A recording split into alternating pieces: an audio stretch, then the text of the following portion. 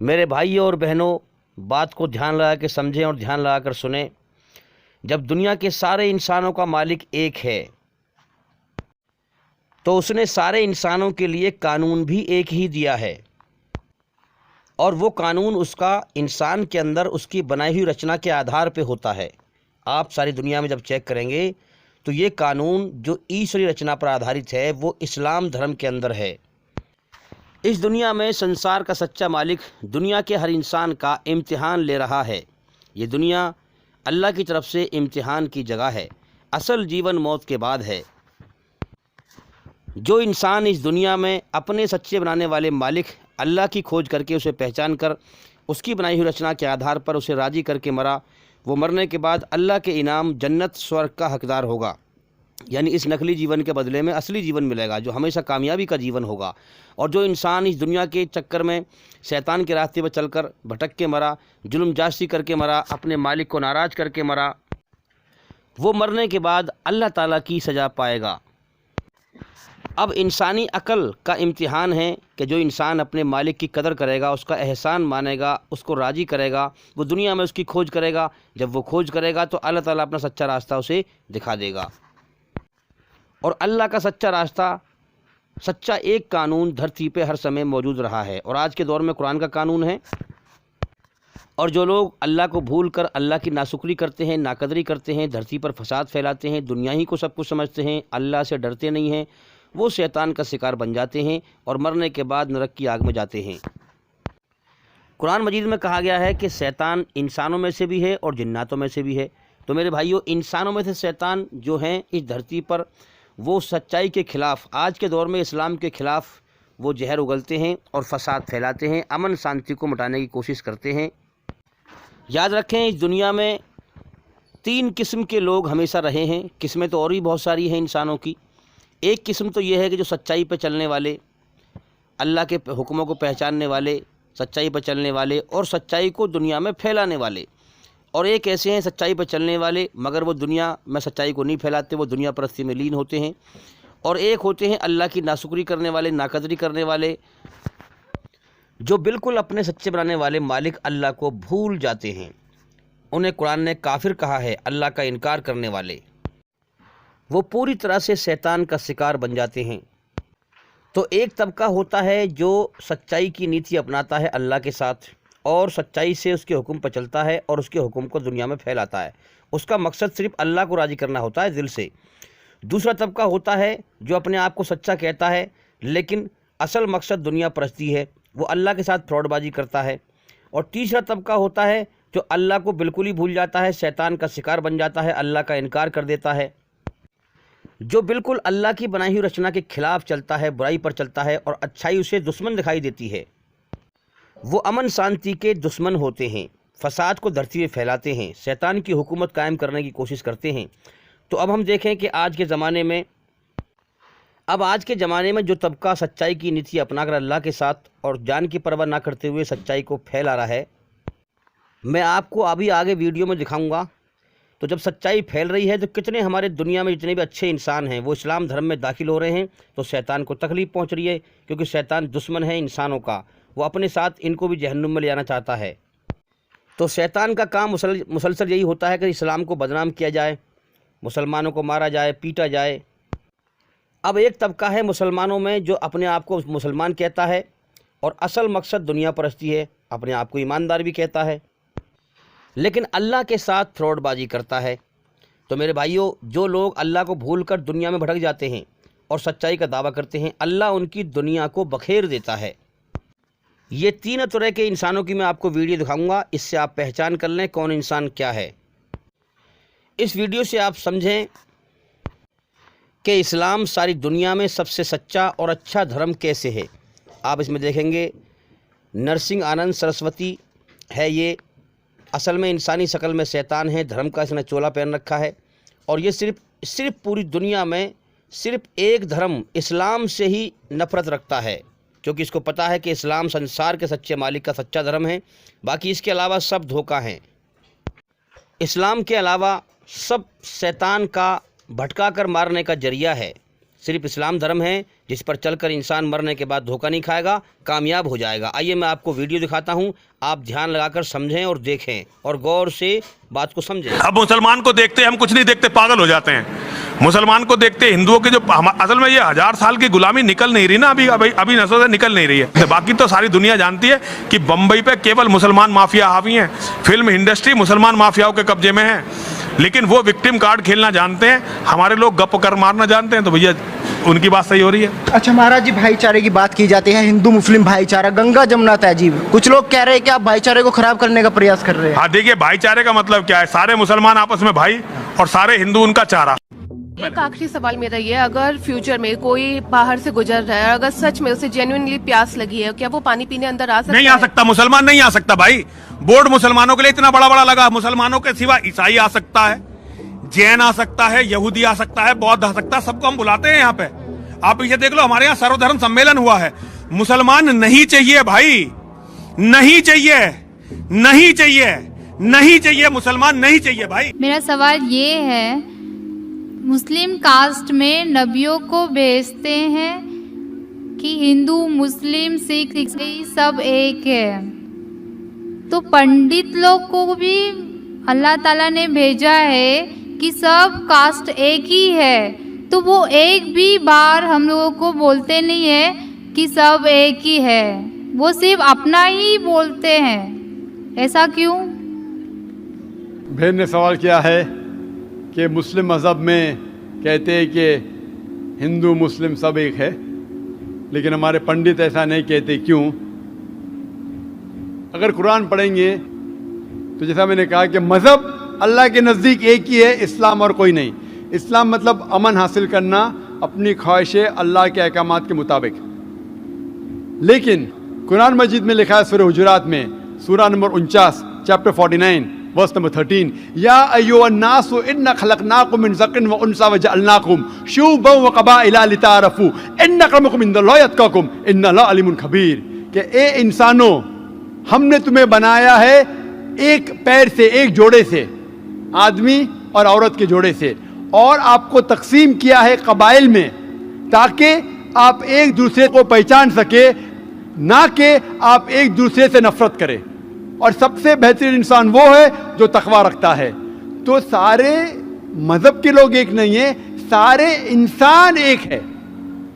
एक इंसान दूसरे इंसान से ऊंचा दौलत के वजह से नहीं है, जिन्स के वजह से नहीं है, उम्र के वजह से नहीं है, पैसे के वजह से नहीं है, लेकिन है तकवा के वजह से। तकवा मतलब पायटी, राइचियसनेस, जिसको अल्लाह सुब्हाना व ताला का ज़्यादा खौफ है, जो अल्लाह से ज़्यादा करीब है, वो इंसान ऊंचा इंसान है। नहीं तो सारे इंसान यकसा है। जहाँ तक कि आपने कहा कि पंडित लोग ये क्यों नहीं कहते कि सारे इंसान सेम है, क्योंकि जब आप हिंदू मज़हब की किताब पढ़ेंगे, वेद और बाकी किताब, इसमें लिखा है कि खुदा ने अपने सिर से पैदा किया ब्राह्मण कास्ट को, अपने छाती से पैदा किया क्षत्रिय क्लास को। ब्राह्मण मतलब लर्नेड कास्ट, विद्वान क्लास, क्षत्रिय मतलब वॉरियर कास्ट, सोल्जर्स, और अपने थाई से, अपने जांग से या अपने पेट से पैदा किया वैश्य, बिजनेस क्लास, और अपने फीट से, पैर से पैदा किया शूद्रा। और ये कास्ट सिस्टम जो लिखा है, आप देखेंगे मनुस्मृति में है, वेद में है, ये इसमें मानता नहीं हर हिंदू। क्यों? क्योंकि ये इंसानियत को तकसीम करता है। हमारे इस्लाम में सारे इंसान, चाहे गोरा या काला, अमीर या गरीब, राजा या फकीर, अल्लाह के नज़दीक इंसान यकसा है। ऊंचा तब होता है जब तकवा ज़्यादा है तो और अच्छा इंसान है।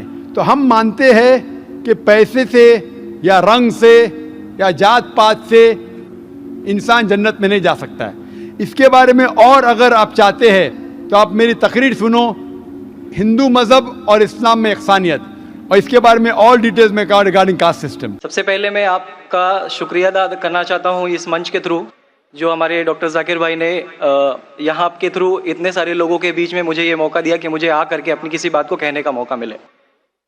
मैं एक ऐसी फैमिली से बिलोंग करता हूँ जो कि इतनी सेपरेट फैमिली है, जो कि मुसलमान का नाम नहीं सुनना चाहती है। इवन मेरे घर में मुझे पीस चैनल को देखने और सुनने की परमिशन नहीं है। फिर भी अल्लाह तबारक व तआला का एहसान है, करम है उनका कि मैं अपनी फैमिली का सबसे बड़ा बेटा हूँ और मुझको अल्लाह तबारक व तआला ने चुना और ज़रिया बना पीस चैनल, जिसपे मैं डॉक्टर जाकिर नायक और डॉक्टर इसरार अहमद, शेख सनाउल्ला जिनकी तकरीरें सुनता था, जिनसे मेरे सारे मिसकंसेप्शंस दूर हुए। और यूपी ईस्ट का रहने वाला हूँ, मेरी उम्र 25 साल है। मैं मुंबई में पहली बार आया हूँ, मैं यहाँ पे किसी को नहीं जानता था और अल्लाह तबारक व तआला से यही दुआ करता था कि अल्लाह ताला जब आपने मेरे को यहाँ तक पहुँचाया है कि इस्लाम को सही और गलत का जो मेरा कन्फ्यूज़न था वो सारा दूर हो चुका, तो अब मुझे ऐसी जगह पे पहुँचाइए जहाँ पे मैं इस्लाम को पूरी तरह से फॉलो कर सकूँ। क्योंकि मेरी फैमिली में पूरे के पूरे फैमिली के मेंबर्स अगेंस्ट, कोई भी बंदा मेरी बात सुनने के लिए तैयार नहीं। मैं अपने घर में इस तरह से रहता था कि जैसे एक लैंडलॉर्ड के यहाँ कोई एक किराएदार रहता है, बिल्कुल इस तरीके से बिल्कुल नेग्लेक्ट करके वो लोग मुझे रखते थे। मैं ये मैसेज उन अपने घर वालों को भी और उन हज़ारों लोगों को जो मुझे यूपी ईस्ट के जानते, पूरे यूपी ईस्ट का पूरा बंदा जो भी मुझे देख रहा होगा, जो मुझे जान रहा होगा, उन तक ये मैसेज पहुँचाना चाहता हूँ कि इस्लाम कोई भी ऐसा काम नहीं करता है जिससे किसी माशरे को नुकसान पहुँचता हो। ये कोई टेररिज्म नहीं है, ये कोई ऐसा काम नहीं करता जिससे किसी को नुकसान पहुंचता हो। एक ऐसी फैमिली का बंदा जो कि मुसलमान के लिए इतनी गलतफहमी रखता हो, उसी घर का सबसे बड़ा बच्चा बाहर निकल करके इस बात को बताने के लिए तैयार है कि वो उनका दिमाग है, ये इस्लाम की तरफ से नहीं मिला है। तो मैं इस बात को कहना चाहता था, इस बात को बताना चाहता था। मैंने कभी सोचा भी नहीं था कि मुझे मौका मिलेगा कि मैं डायरेक्टली डॉक्टर जाकिर साहब के सामने आके उनका शुक्रिया अदा कर पाऊंगा। और जब मैंने पीस चैनल देखा तो पीस चैनल के थ्रू मुझे ये पहले पता चला, क्योंकि मैं इससे पहले कुछ सोचता नहीं था। जो ज़िंदगी चल रही है वो ज़िंदगी मेरे लिए काफ़ी थी। माँ है, बाप है, घर का सबसे बड़ा था, मैं एक वेल एस्टेब्लिश फैमिली का बंदा था, तो मुझे ऐसा कुछ सोचता ही नहीं लगता था कि मुझे कुछ और भी करना चाहिए। लेकिन जब इस चैनल को देखा तो वाकई में मुझे पता चला कि मैं जहाँ पे हूँ ना वो कुछ भी नहीं है। असल ज़िंदगी तो मौत के बाद है। क्योंकि मेरी ज़िंदगी जो है ना वो सिर्फ यही सोचती है कि मैं जो कुछ भी सोच रहा हूँ मेरी ज़िंदगी के दायरे में है, लेकिन असल ज़िंदगी जो शुरुआत होती है वो मौत के बाद। और मेरा हिंदू रिलीजन मुझे ये सिखाता है कि मौत के बाद न जाने कितने सारे जन्म है। हमारे वेद हमें सिखाते हैं नातस्य प्रतिमा अस्ति, फिर भी हम प्रतिमा को मानते, मूर्ति को मानते, देवी देवताओं को मानते। हमारा वेद हमें बताता है एकम ब्रह्मम द्वितीयो नास्ति, यानी कि भगवान एक है, दूसरा नहीं है, नहीं है ही नहीं। उसके बाद भी हम 36 करोड़ देवताओं को मानते। तो हम अपने वेद को क्यों नहीं पढ़ते, हम अपने वेद को क्यों नहीं देखते कि हमारा वेद हमें क्या सिखाना चाहता है। हिंदुज़म हमें यह बताता है कि हमारे भगवान इस पूरी दुनिया को चलाने वाले इस जमीन पर आए, इस जमीन पर वो खुद आए। भगवान राम यहीं पैदा हुए, भगवान श्री कृष्ण यहीं पैदा हुए, और उनके पैदा होने के बाद भी उन्होंने हमारे लिए कोई भी चीज़ रिटर्न करके नहीं दिया। आप लोगों से गुजारिश करना चाहूंगा, एक छोटी सी बात जो मेरे दिल में है, सारे भाइयों से गुजारिश है कि उसको एक बार सुने जरूर। क्योंकि हमारे भगवान जब हमारी इस दुनिया में आए तो उन्होंने हमारे लिए कोई भी चीज रिटर्न में नहीं छोड़ी। उनके जाने के बाद तुलसीदास ने लिखी, उनके जाने के बाद गोस्वामी जी ने लिखी। तो भगवान बेहतर लिख सकते थे क्या ये उनके बाद वाले बेहतर लिख सकते थे? दूसरी बात, इस पूरे वर्ल्ड में ए से लेके जेड तक की कंट्री है। ए से अमेरिका भी होता है, ए से ऑस्ट्रेलिया भी होता है। हिंदुइज्म जो है सिर्फ और सिर्फ 3 कंट्री है, इंडिया, मॉरिशस और तीसरा नेपाल अभी घोषित हुआ है, ठीक है। और श्रीलंका, जहां पे भगवान श्री राम ने जा करके रावण का वध किया था, जिससे दशहरा मनाते हम, उनके क्रिएशन के बाद जब उन्होंने बुराई पे अच्छाई की जीत पाली थी, तो जीत पाली थी उसके बाद, यानी कि भगवान जिन्होंने पूरी दुनिया को बनाया, हम ऐसा सोचते हैं, हिंदुज़म ऐसा सोचता है, जब उन्होंने किसी स्पेसिफिक कंट्री पे जा करके वहां पे बुराई की हार करके अच्छाई की जीत कर ली, तो आज तक वो भगवान को पूजने वाले उस देश में हिंदुइज्म क्यों नहीं है? तो ये सारी चीजें, ये इस्लाम जो हमें सिखाता है, इस्लाम का जो मैसेज है, वो सारी चीजें हमें ये सिखाती है कि हम मिसकंसेप्शन पे ना जाए, हम देखा देखी पे ना जाए। अगर कोई मुसलमान गलत करता है तो हम ये नहीं सोचे कि वो इस्लाम है। वो मुसलमान गलत हो सकता है लेकिन इस्लाम गलत नहीं हो सकता। तो इसलिए मेरा पूरा का पूरा मैं मुकम्मल हूँ अल्हम्दुलिल्लाह। और अपनी जिंदगी में इस खुशी को महसूस करते हुए, ये खुशी आप सारे भाइयों से बांटते हुए, सारी बहनों से बांटते हुए, सारी माओं से बांटते हुए आप सभी के सामने ये इकरार करता हूं कि अल्लाह के सिवा कोई माबूद नहीं है। ये मेरी फैमिली वाले या मेरे यूपी वाले या जितने भी लोग देख रहे हो, मैं इस बात को कबूल करता हूं कि मैं इस्लाम में हूं। माशाल्लाह, मैं आपका शुक्रगुजार हूं।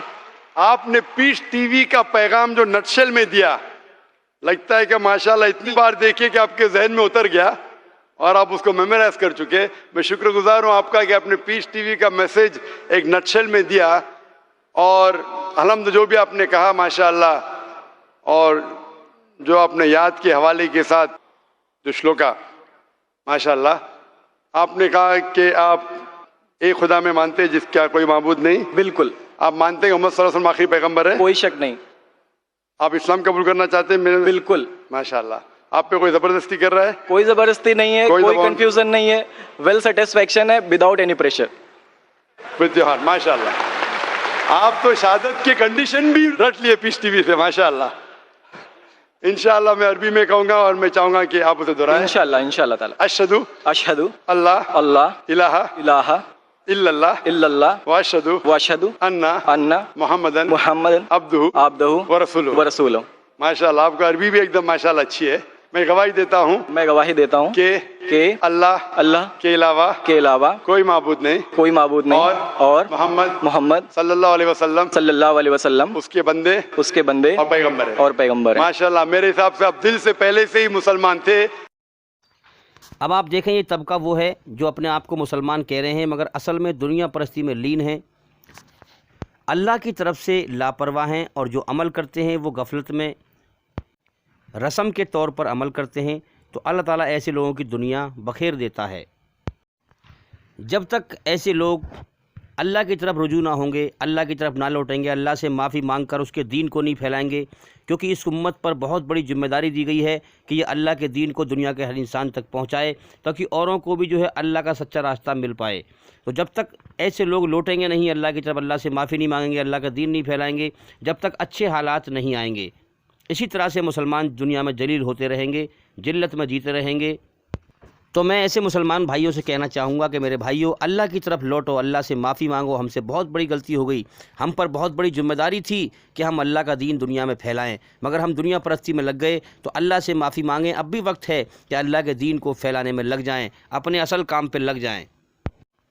तो आइए वीडियो देखते हैं। मेरा नाम सलमान है, मैं आलोट से बोल रहा हूँ, जिला रतलाम। मेरे पिताजी का नाम शकील है। हमारी दुकान को नाजायज़ तरीके से तोड़ दिया गया है और हमें काफ़ी नुकसान हुआ है। तकरीबन 40 लाख रुपए का हमें नुकसान पहुंचाया गया है। हमें 12 तारीख के दिन नोटिस आता है और 12 घंटे के बाद ही वो लोग आ जाते हैं और तोड़फोड़ मचाना शुरू कर देते हैं। हमारी एक नहीं सुनते हैं और जो लोग पास में बैठे हुए हैं सरकारी जगह पे, उनके खिलाफ कोई कार्रवाई नहीं हुई है। और हमारी निजी जगह, तकरीबन 40 साल पुरानी जगह पे हम बैठे हुए हैं, बाप दादा का हमारा धंधा है और इन लोगों ने हमारी निजी जगह पे, प्राइवेट जगह पे तोड़फोड़ करी है। मुझे ऐसा लगता है कि ये सिर्फ एक साजिश है, क्योंकि हम मुसलमान हैं। हमें इंसाफ दिलाया जाए। हमारे पास दुकानों के लाइसेंस वगैरह सब कुछ कंप्लीट है। इन्होंने बहाना लिया है कि आपने अनुमति नहीं ली थी, तो अनुमति पक्के भवन की ली जाती है, पत्रे की बनाई हुई चीजों की नहीं ली जाती है। अगर नहीं भी ली हो, चलो थोड़ी देर के लिए मान लो, तो उसका जुर्माना लगता है, तोड़ फोड़ नहीं की जाती है। इनने इसकी आड़ में हमारे को काफी चोट पहुंचाई है। हमें इंसाफ दिलाया जाए।